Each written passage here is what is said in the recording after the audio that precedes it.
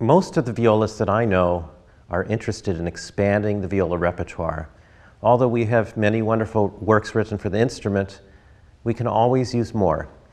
And when the great benefactors of contemporary music, Linda and Stuart Nelson, approached me and offered to commission a work for me, I immediately thought, why not a viola concerto? And why not have Aaron Jay Kernis write that concerto?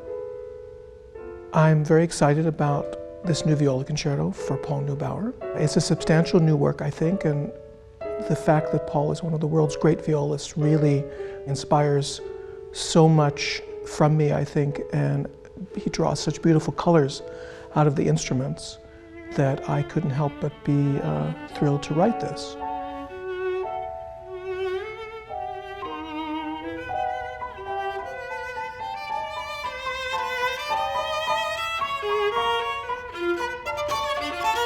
There are many qualities that are very special in Paul's playing. First of all, he draws a great variety of colors and emotions out of the instrument. It's a very rich and resonant and expressive sound.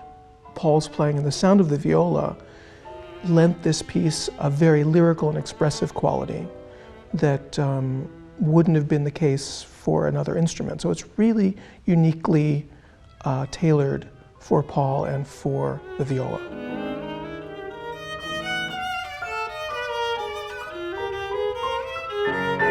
The first movement of the concerto is called Braid.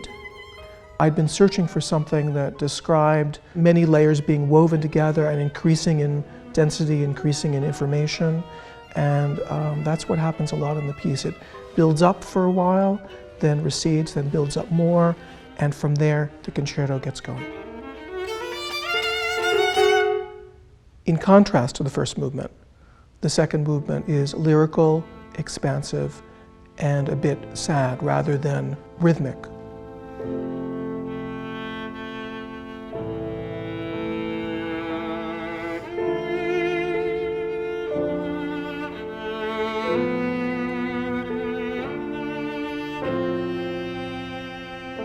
The first movement that I received from Aaron was the second movement. And he said, this is perhaps my most Brahmsian writing. It has a warmth, a roundness, a depth that very much appeals to me. I've always been drawn to it. So I really feel that Aaron looked at the viola and looked at me and said, this is the most appropriate piece to write for Paul, and I appreciate that.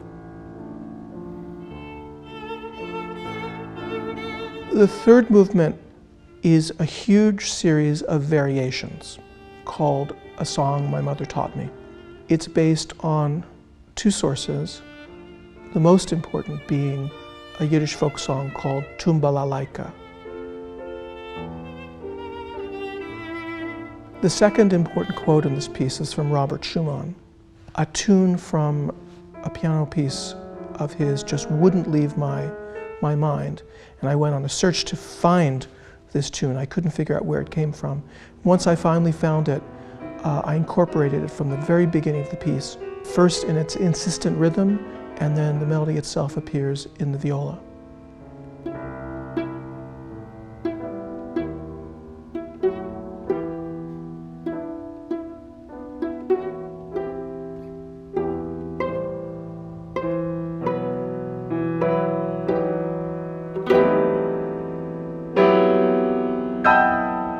But following the Schumann melody, it's sort of as if the music is in search of its melody for a long time.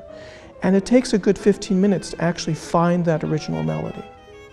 So it's really a series of backward variations where you get the variations first, and gradually the melody comes into focus.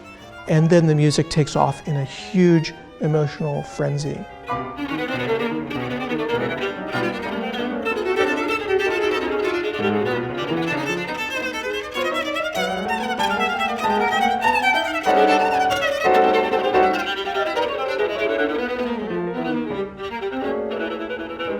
This new concerto is a huge journey.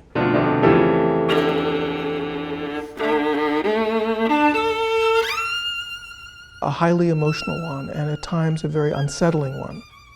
It goes very far afield from extremely consonant, melodic, almost joyful music to the most dark and the most melancholy aspects, both of the viola's personality and of these massive orchestral tuttes. I hope audiences have a very strong reaction to this piece and hope that it will find its way out in the world with such an amazing soloist and wonderful musician at its center. I hope that 20 years from now I'll look back and I'll see that I've performed the work many times with various orchestras and that lots of other violists have as well, and that it's become part of this staple of the repertoire. And that will really make me happy to know that I had something to say in a work that is living on, and I'm looking forward to that day.